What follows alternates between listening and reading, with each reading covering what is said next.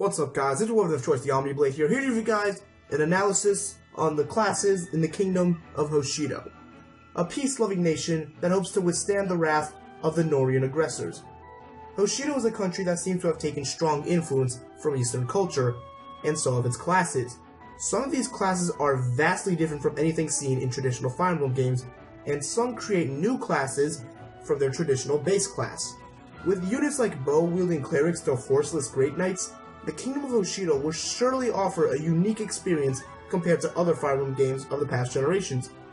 Except Awakening, because apparently this game is a lot like Awakening, so if you liked Awakening, you'll feel right at home. Now, I want to say a few things before I start off my analysis. First off, I want to state that my opinions from the last video have changed somewhat. In the last analysis, I bashed the ever-living crap out of luck and resistance as stats that you don't have to worry that much about. Now, I don't think luck is as bad a stat as I made it out to be. It may not be the most important stat, but I am seeing some use from it now. Resistance is still lesser to me than defense, just due to the fact that enemy units have more swords, axes, and lances than they do tomes. That's just a fact, people, but it is useful having high resistance units to deal with mages. That being said, someone who got mad at me for not knowing how the game works, even though I made it clear that I don't know how this game works, informed me that there are magic bows in this game, or bows that deal damage based on magic. Either way, I take back a good amount of what I said about adventurers in the last video, as the magic stat is pretty useful to them. And with that bit out of the way, let me make 100% clear that I am not someone with a Japanese 3DS. I mean, I don't even have the money for a new 3DS, let alone a Japanese one, who has beaten the game, looked at the source code, and has since uploaded videos to YouTube about the game. There are people who have already done that, and if you want to see that, then by all means, leave this video and look for those people. It's not that hard. But I am just like you guys, or at least the majority of you. I know very little about this game, and I just wanted to know more about it. And I saw that no one really gave a whole lot of specific info that didn't delve deep into spoilers. So, I took it upon myself to do just that, and share my knowledge to anyone willing to listen. So what does all this mean? It means that I'm giving the dreaded O word, opinions on these classes, and if you don't agree with them, that's perfectly alright. I am not a pro Fire Emblem player. I will be the first to admit that I am awful at these games. I'm the kind of tactician who says, okay, got a dragon lolly, future girl with a special sword, and a mage with thunder magic so powerful that Zeus and Thor are nodding in approval, so let's mess the enemy up. Okay, don't expect any pro strats from me. I'm simply a spoiler-free messenger. Now with that introduction out of the way, let's talk about the base classes for Fire Emblem Fates Birthright Edition.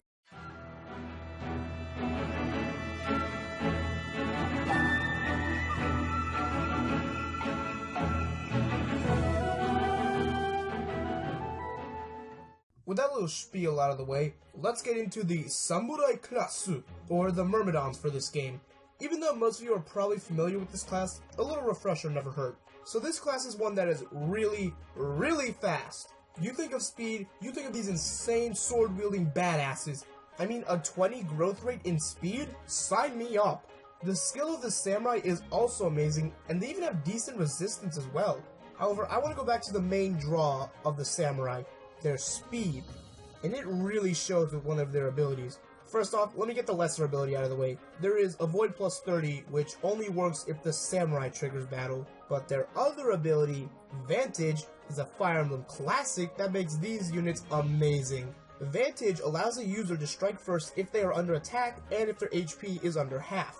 This is fantastic because samurais are stupid fast, so they can probably get a double strike off and cheat death almost as many times as they get killer crits.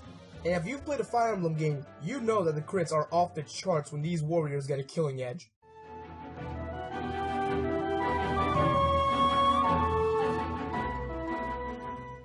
The fighters of the Hoshido. Oni Savages are, well, savages. Just like the fighters we know from previous games, these guys have nice HP and strength, but compared to said units, the similarities stop there.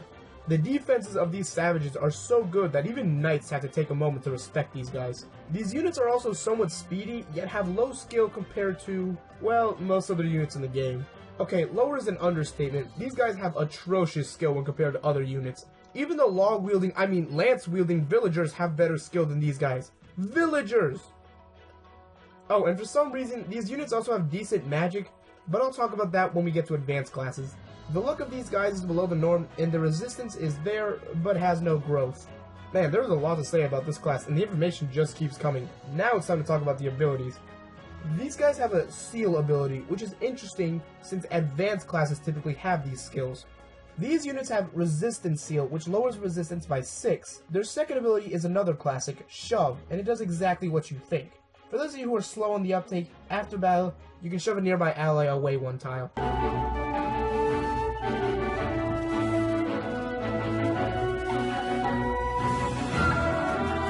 The soldier class of this game. You got a better name for them? Because I'm pretty sure that's what the lance fighter will end up being called in the NA version of Fates. Okay, lance fighters slash soldiers are the basic lance wielding units for the Hoshido.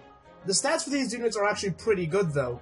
Every single stat has a nice cap, but the growths are really in HP, strength, skill, speed, and slightly less so in defense. So aren't these the luckiest units in the world? Well, not really, since their luck is bad. And their resistance isn't all that great, but these units have great caps in those stats, so I'm okay with this. Abilities? Well, just like the Oni Savage, these guys have a seal of their own, and you probably guessed which one it is. That's right, it's Defense Seal. I literally just talked about seals, so I think you guys watching are smart enough to figure out what this ability does. But I'll explain for those who aren't the sharpest lance in the armory. This ability lowers the defense of enemies by 6 after battles, which is something I forgot to mention in the last segment, so please forgive me there. These units, however, just like their axe-wielding counterparts, also have an action command of their own. But while Oni Savages got Shove, an ability that moves allies out of the way, Lance Fighters got Substitute, which allows the user to swap places with a nearby ally and throw them right onto the chopping block. Seriously, this is the most dickish ability I've seen in my research of this game. Too afraid to take the next hit because of that 13% critical hit rate? Well, just attack the guy, take 1 hit, and then send your nearby buddy in to get stabbed in the chest for you. Oh, he's bleeding profusely? Don't even worry about it. Just get your nearby Priestess to come and heal them right back up. I swear, this skill is one of the worst in the game since Lancers can actually take hits well, and the plus 5 points for douchiness.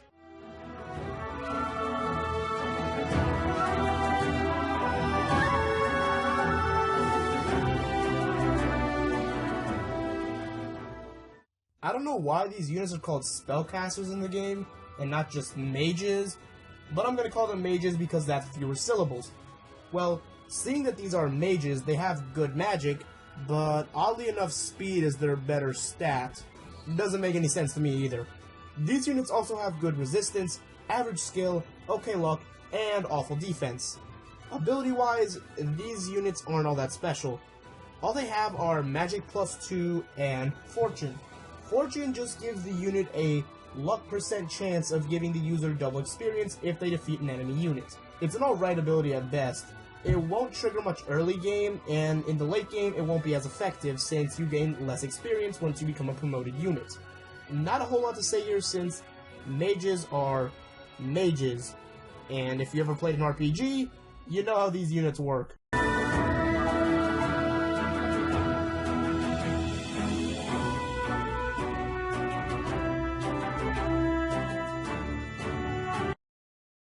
The Priest/Priestess class.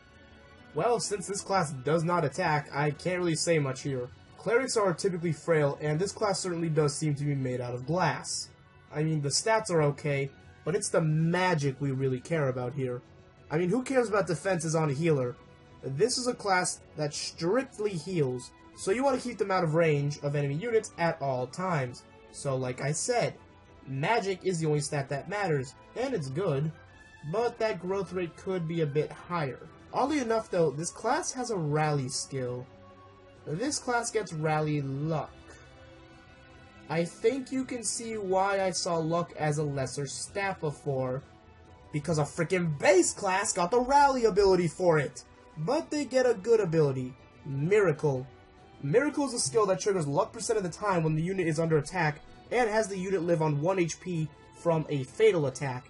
But this skill only works if you have more than 1 HP, so you can't keep living on a prayer forever.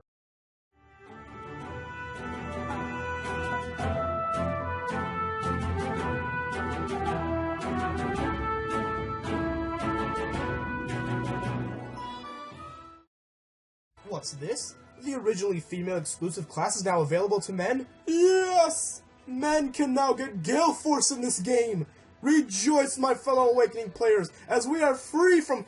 Oh wait, they made Darkflyers a DLC class. Damn it! Okay, all jokes aside, these winged warriors are still pretty sweet. While Pegasus Warriors have low strength and defenses, they more than make up for it with the great skill, speed, resistance, and even luck. Now you know why I'm not too partial to luck and resistance, right? If you haven't figured it out yet, it's because Pegasus Knights have great luck and resistance, and they are mage slayers because of these stats. They have the resistance to tank magic, and will more often than not get a nice double strike in, so why not have them handle magic units? These units are also the Dodgers of Death themselves, as their luck and speed are so good, it grants them incredible avoiding skills that even allow them to dodge arrows at certain times. Now, while this probably won't be the case in Fates, these units should not be underestimated as they are still speedy, skilled, and have lethal abilities. They basically get Speedfaire, if that makes any sense. Swallow Strike is an ability that increases the double attack threshold by 5 when a unit triggers battle. You know what that means? Neither do I, but I can take a guess. I'm pretty sure this means that when a Pegasus Warrior triggers battle, they basically gain 5 speed, and have a much higher chance of getting a double strike. Now that is a good ability. Pegasus units also have something awesome about them, even when they get nerfed. But there's also this ability called Eastern Heart, which restores 10% of the unit's HP if there is an ally within a 2-tile radius. So basically, it's Relief 2.0.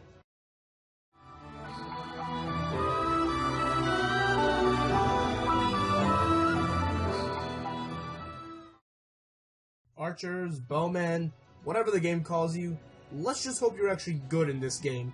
Actually, archers seem to be great in this game, because according to a Famitsu poll, Takumi, the main archer for the Hoshido, was the fan favorite because he is one of Fire Emblem's first good archers in a while. Heck, he placed 3rd on Nintendo's fan favorite poll, being the favorite male of the Hoshido, placing even higher than Kamui himself. Given all the hype I just threw at you, these units seem to live up to it, as they have phenomenal stats, with only 2 under 20, which is pretty impressive for a base class. The abilities they get are also fairly helpful, as they get Skill plus 2, and, sorry if I butcher this, Prescient Victory, which grants 4 additional damage when the user triggers battle. That's actually pretty amazing for archers, since they will almost never get to counterattack, so this ability is a nice perk for them. All in all, this is a really good class, so here's to hoping they keep up the good work when they promote.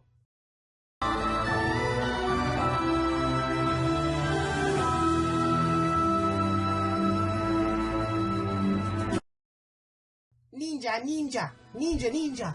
The Shinobi Klasu is a deadly force that can assassinate all of their enemies. Okay, with all seriousness, look at that skill and speed. The angels must be singing, because we have not 1, but 2 stats with a luxurious 25 in a base class. Naga has truly gifted this class because they are amazing. Now I see the reason Iz gives both sides a ninja for free. Sure, the class has bad strength, but come on, who cares with that speed? That speed growth will almost guarantee that this class will get a ton of double hits. Also, this class is the thief replacement for the Hoshido, as they get Lock Touch, so that kind of explains the stat makeup for this class. However, ninjas have nice defense and resistance, all things considered. They even have an ability called Snake Venom, which further reduces the enemy's HP by 20% after battle. It's okay. I mean, kills are clearly preferred, but setting up for a weaker unit is never a bad thing.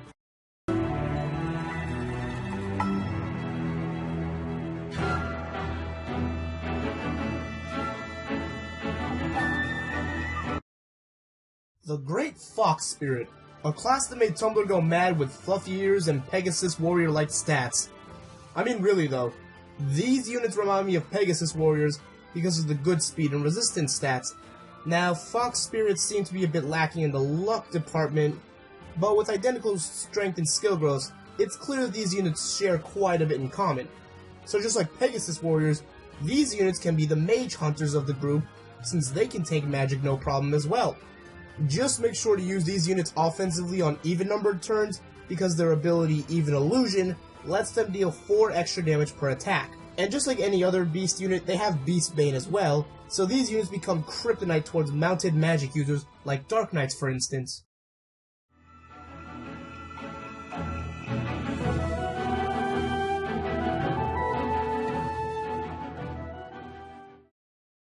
Alright now, let's talk about the underdogs, the comeback kings, the luckiest units of them all, villagers!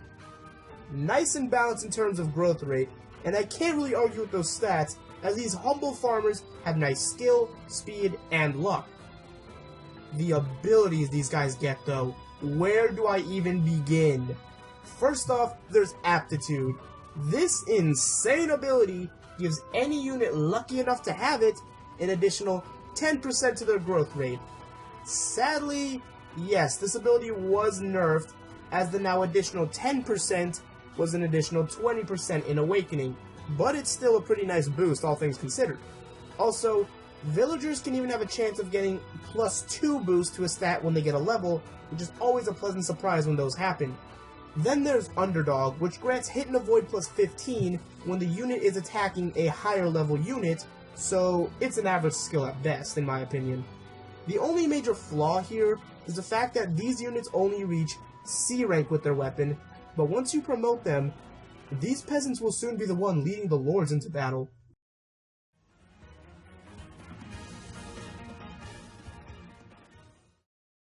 Herb Merchants. Yeah, I know, this is apparently a class you can get in Fates, and it's really interesting. These archers have good strength and defense, but they're bogged down by some less than desirable speed and skill. This merchant class is also weird, since its abilities are heavily focused on medicine, but it makes sense given what this dealer specializes in. The first ability these units get is Effective Medicine, which makes each healing item they use 50% more effective.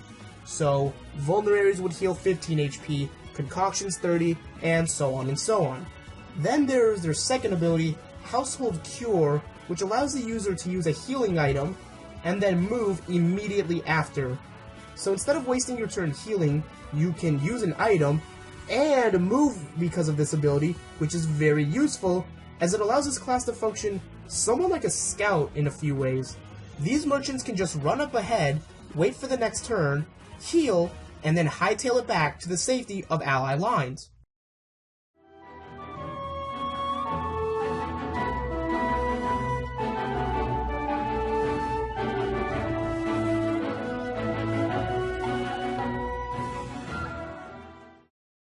The Trueblade, or the Swordmaster of this game, is a deadly class that can cut through enemies like a hot knife slicing through butter.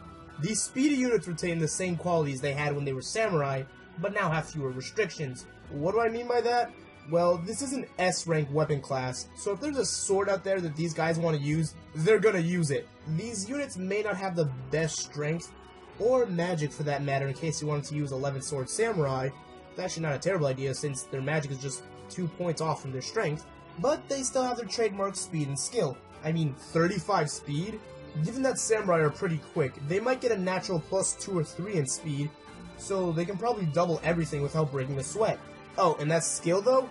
It's pretty good. And the best part is that Trueblades have one of the best abilities in the game, hands down. Swordfaire is not that ability. It does balance out the low offensive stats by giving them +5 to their attack, and 33 magic isn't bad. 11 Sword Samurai though. Okay, I'll actually talk about Astra now, the coup de grace of this class. Astra is a skill that lets you hit your opponent at half strength 5 times, and it triggers at a rate that is equal to half of your skill. So, you have roughly a 1/6 chance, if you have max skill, of dealing 2.5 times damage. Wrong! Equip a Forged Killing Edge, pair up with a fellow samurai, and your crit rate goes through the roof. So say you get 2 out of 5 crits if Astra triggers. That means you will have dealt almost 5 times your normal damage, and you still have a second attack most likely. Seriously, 11 Sword Trueblade, let's get this trending, it can work. Generals may have a nice resistance cap, but their growth isn't that great. Trueblades are going to be one of the best classes in the game, because they retain all the good traits they had in previous Fire Emblem games, and are now made better given some new mechanics in Fates.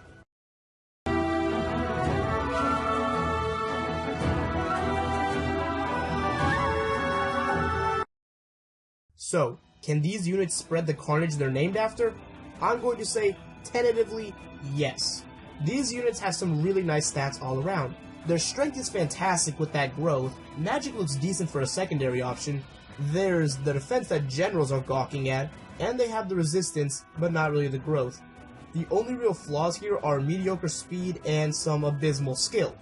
Seriously, that skill is so bad that dark mages are looking at that stat and laughing at it. However, the Shura is the one that gets the last laugh in the end because their abilities are really good. First off, Ogre Strike. When these units want to get someone out of their swamp, and by that I mean trigger battle, they get crit plus 20, which is never a bad thing. What's the second ability, you might ask? Only one that strikes fear into the hearts of many players grinding on the exponential growth DLC in Awakening. Counter. Yup, these units are the warriors of Fates, but more useful. Because of Ogre Strike and access to tomes, I mean, come on, could you picture rally strength on these guys? No. These are the units that are going to rain destruction onto the enemy ranks. Shura are looking quite promising, and I'm already dreading the counter Shura I'll be facing in Fates.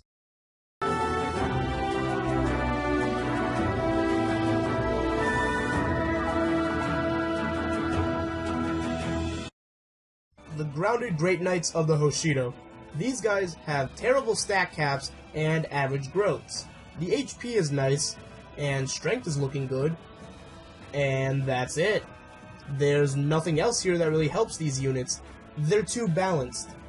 It doesn't help that their unique ability kind of makes these guys one of the biggest gambles in the game. Before I get into the really awkward ability these units have, they also have Strength Seal, which lowers the opponent's strength, go figure, by 6 after battle.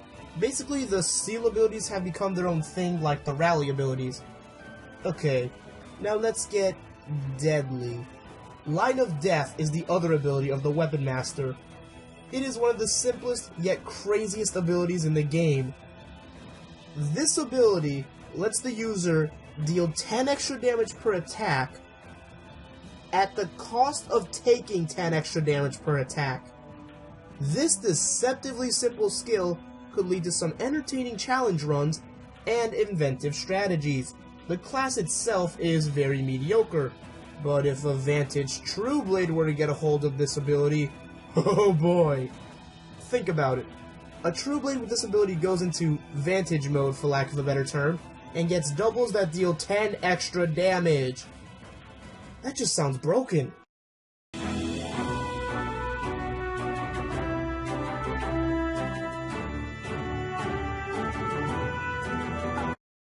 Now let's look at the alternate class of the Oni Savage, the Blacksmith. Yeah, I don't know how we go from Masked Ogre Fighter to Blacksmith, but I'll roll with it. Now, unlike Shura, these units aren't really all that good statistically speaking. They've got good strength, okay speed and skill, nice defense, virtually no magic, and below average luck and resistance. The main problem with these units is that there's no breakout stat here. Their best stat is strength, but it doesn't have the oomph it needs to make it a noteworthy class.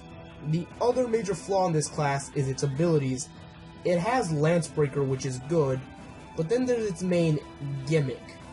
The main gimmick of this class is its primary ability, Smithy Skill. What Smithy Skill does is that it gives the user a luck % chance of receiving a... hold on now. A Katana, Naginata, Club, Yumi, or Shuriken. If you trigger battle and defeat the enemy. In English, you have a chance of getting a random weapon if you engage the enemy and kill them. Smithy Skill is one of those gimmicks that I'm not quite sure how to feel about. It makes sense that this class has low stats because the main purpose of this class isn't to be a complete maverick in battle, its main purpose is to net the player free weapons. But the fact that this gimmick has roughly a 30% chance of triggering is actually pretty nice. However, one concern I have is that this ability does not specify what quality weapon you will get. Is it completely random throughout, or is there more of a bias towards weaker weapons? What I do know is that this ability would be much better on the Nohr side, but maybe that was the point. I mean, grinding is allowed on the Hoshido side, so this ability loses a bit of its utility. Maybe Iz wanted you to make use of the recruit option so that you could get a good boost from capturing a Blacksmith. Again, I'm not really sure how to feel about this. I think this skill has some great potential, but I can't really say much more. I don't know, tell me what you guys think about this skill, because I don't really have a solid opinion on it.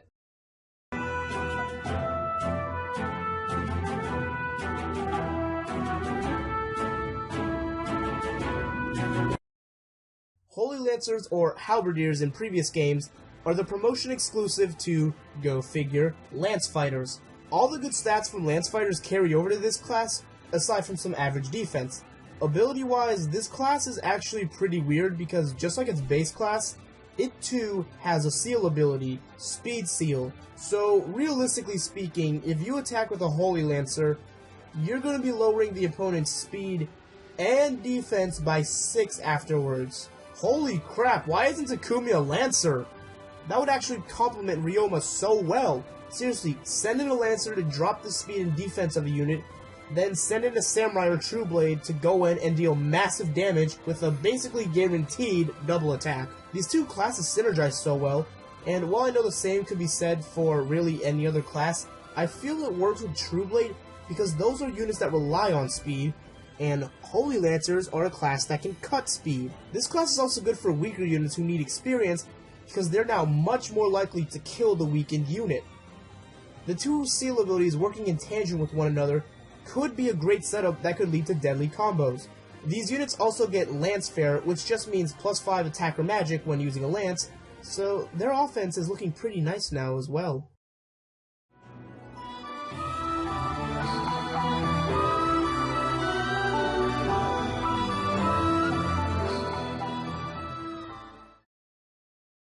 Both Lance Fighters and Oni Savages can promote to this alternate class that offers access to tomes and some good magic. There's nice luck, which is weird seeing how neither Lance Fighters nor Oni Savages were the luckiest units, but there's nothing wrong with it. All around, this is a really solid unit with not a single stat under 30, which is the first I've seen. Considering that 31/32 is more or less the average for this game, having these stats with almost all double-digit growths is really good. Now, like many classes in Awakening, like, say, War Monks or Griffin Riders, I fear that this class is too balanced for its own good. But these units have probably the closest thing to Ignis you'll get in-game, aside from, well, the Amiibo Robin's Ignis. But who actually got a Robin Amiibo? Alright, so this ability has a trigger rate equal to 1.5 times your skill of taking half of your opponent's either strength or magic, depending on what weapon they have equipped, and adding that amount to their own attack. This ability is Breaking Sky. I said in my Corrin/Ozra analysis that Corrin's ability Dragon Fang, which does 1.5 times damage and has a trigger rate equal to 3/4 of Corrin's skill, was a rebalanced Ignis. Breaking Sky is the true successor of Ignis because of its power. A Basara with max skill has at best a 45% chance of triggering this ability. That's not bad at all, but wait, their second ability makes this one even better, Flamboyant. Now that's actually what it's called, but regardless, Flamboyant increases the hit rate by 30 and the trigger rate of skills by 15% for both the user and enemy unit. Oh yeah, if that ability isn't a game changer, I don't know what is. This ability has you tempting fate to screw you over with RNG, but if luck is a lady the night you need to defend against a Nohrian invasion, then Basaras will be the one carrying the army on their backs as Breaking Sky triggers after each battle, leaving an ocean of corpses in their wake. This class right here has some potential, and I think it is one that should not be taken lightly.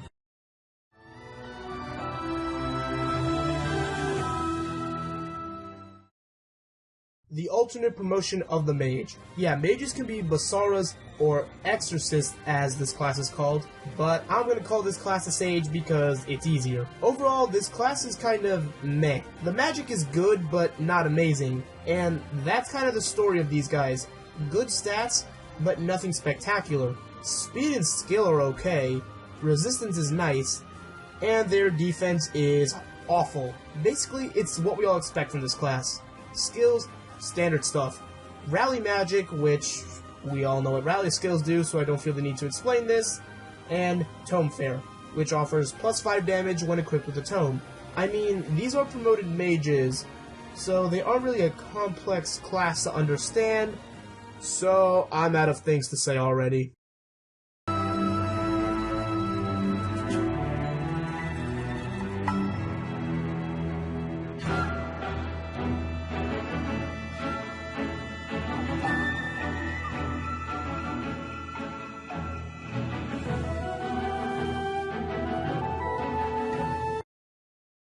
Okay, now there's something to analyze here. While priests or priestesses can become sages, the gender of the healer unit determines what their secondary class can be. Priests get access to the mountain priest class, while priestesses, wow that is a mouthful, get access to the war priestess class. Now, I know that it's awkward how I have the layout set up, but these two classes have the same abilities, so I feel semi-obligated to talk about them both at the same time. Okay, so let's do a comparison. Is it better to have mountain priests or war priestesses? Okay, so let's do a comparison. Is it better to have mountain priests or war priestesses? Okay, in terms of HP, I still have no idea how the mechanics work, so I'll just put that at neutral. However, from here on out, take every stereotype about sexes in RPGs, apply them here, and odds are you'll be right. The men take the strength medal because, well, guys are typically seen as stronger than women in RPGs, and that's just a fact, people. However, these guys don't have good strength. Magic goes to the women because guys typically have the high strength unless purely magic-oriented, but like the guys, women just have passable magic. Skill is virtually even, but below par on both ends. Speeds are equal and good. Men have the higher defense, and women have higher resistance, and that's Fire Emblem in a nutshell for you. So, yeah, both classes break down exactly how you would have expected them to do. Both classes are pretty even, but I would say the Mountain Priest has a slight edge, since they have better defense growths. If the War Priestess had actual defense growths, I would say that they are better, but they're still really frail as is. However, there is an amazing ability that these classes get. Magic Counter. And yes, it is as amazing as it sounds. Ever had to deal with a unit that had counter and could bypass that by simply attacking at a distance? Well, thanks to this ability, those units no longer get off scot-free. I feel that this gives War Priestesses the slight edge in offense, since they can pick off mages because they use bows, and return the pain since they can take hits thanks to their good resistance. All in all, not a bad class. Oh, and they get Renewal too, which heals 30% of your max HP at the start of the turn.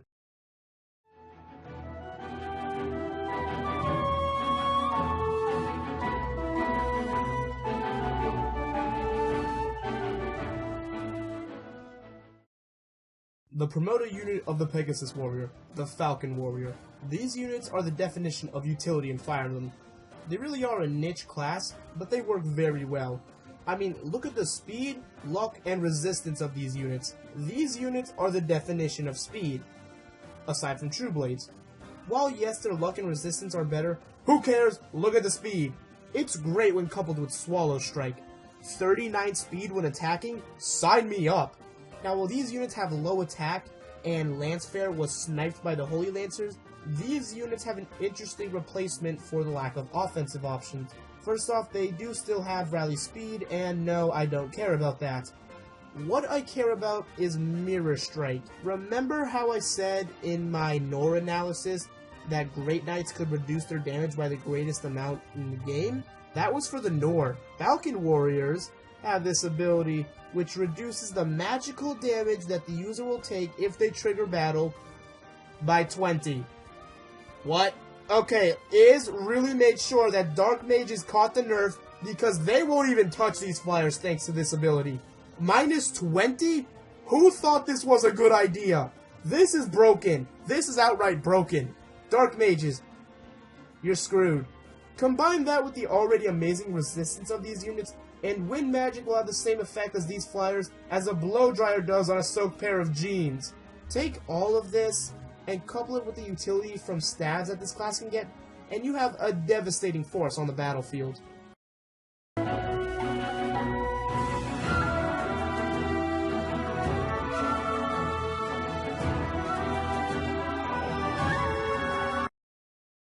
So I bet you guys are wondering, what replaced the Dark Flyer class in this game? Well, this class did, the Golden-Kite Warrior. Yeah, that's actually what this class is called, and yes, they do use bows while being on a Pegasus. Wait, what? Okay, actually, that takes some serious skill, and guess what? These flyers have that. Sure, these units don't have the strength or magic that they probably won't be able to use to deal much damage, but that skill looks like it might be able to slip in a useful crit every now and again. The speed on these units isn't great, but they do have a nice growth for it, which is nice. However, these units can't take a hit at all. Their defense is the equivalent of a Shura's skill, which is not something you want your defense compared to. However, these units are the kryptonite of Wyvern Riders because they have a nifty little ability called Soar. Soar bestows hit and avoid plus 30 when the user triggers battle against a flying unit. Well, let's just give these units a killer bow, pair them up with a unit that boosts their strength and skill, and watch as these units clip the wings of any nearby Revenant Knights. They also get the ability Sun God, weird name I know, and it restores 20% of the max HP of any ally in a 2-tile radius. While the class itself isn't great, these abilities are definitely worth considering for other classes.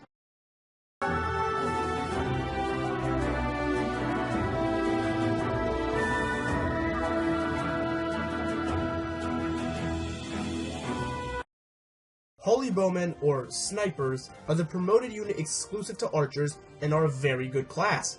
These units only have 2 stats under 30, similar to how their previous class had solid stats all around. While the Sniper has average strength and defense, this class makes up for it with great skill and good speed. Sure, luck, resistance, and magic are all low, but who cares about those stats specifically in an archer? Why would you ever have these units attack a Tome Wielder, especially since magic has an advantage over them now, or any other unit that could attack them back for that matter. Also, the abilities that snipers get are really good. Of course, as one would expect, this class does get Bowfaire. I know seeing the bow exclusive class get an ability that boosts their all-around damage output is rather shocking to many of you, but it's just so good since it helps their low strength. Then there's Raven Strike, which grants hit rate plus 40 if the unit triggers battle. If you're missing a shot when attacking and that ability triggers, the Sniper/Archer class really does seem to be a powerful class in this game, and it makes sense that Takumi, the poster boy archer for Fates, is a fan favorite among Japanese fans. While it probably has something to do with some memes surrounding him, I still think this class has some factor in that.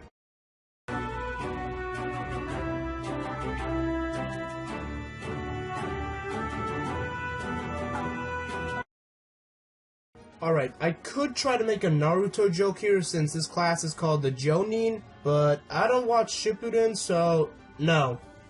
Anyways, let's bask in the glory of the Elite Ninja. Just like this class's predecessor, it's got some good stats. Again, with 2 stats with luxurious caps as it comes in with 35 in skill and speed. Couple that with nice resistance and the ninja will be the destroyer of dark mages. Seriously, this class has deadly power with its amazing skill and speed, and even has some tools to help it out. Kunai Fair gives these units essentially 32 strength and 30 magic, which is pretty good when coupled with its good skill and speed. Then there's the lovely Lethality skill, which has a trigger rate equal to 1/4 of your skill of causing an instant kill. So really only an 8 to 9% chance. It's not that great, but it can come in clutch in a certain situation. Also, can we mention the fact that this class has an S rank in Kunai and another B rank with swords? That's really good. Sure, swords may not be all that useful, but it can offer some support in case the weapons triangle isn't really working out for you. Simply put, Elite Ninjas are a great class with choice, options, and power to boot.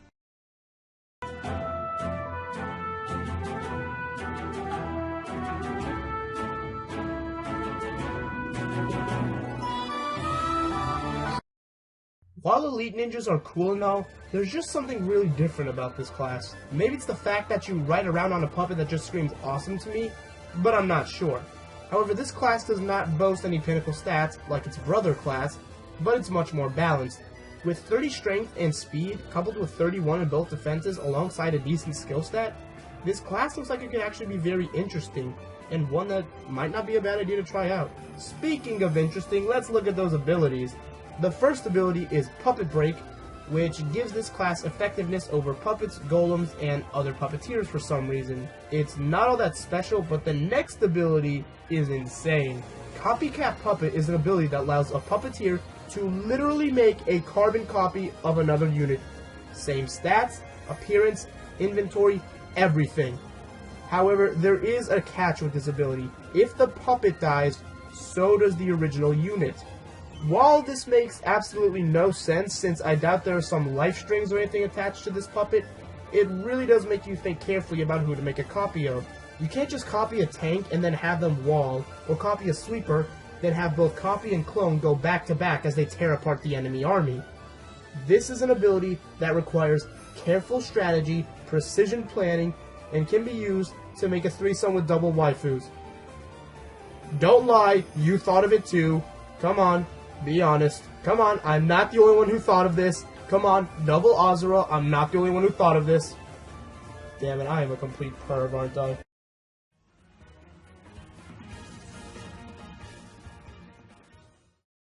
Okay, so there is no class reel of these guys from what I saw. But anyways, the Promoted Ana class. This class is pretty weak when looking at the stats, as all it really has to offer are slightly above average strength and defense, and I really have nothing to say about this class as it's very mediocre. However, just like the Blacksmith class, this class has an interesting gimmick that gives it some utility. The gimmick of this class comes with its abilities. The first ability is called Easy Life, and it has a luck % chance of activating in the first 7 turns and giving the user a golden coin.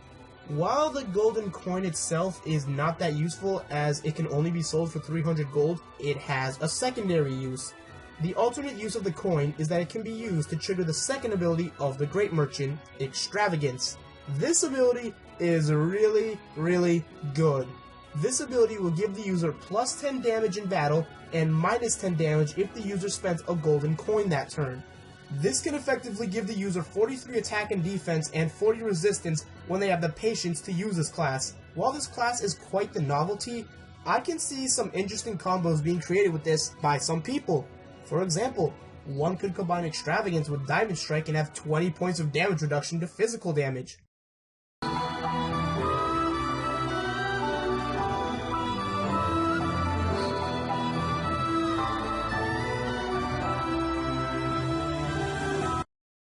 This game really wants me to make a Naruto joke, doesn't it? Well, I'm gonna be classy and not make one, alright?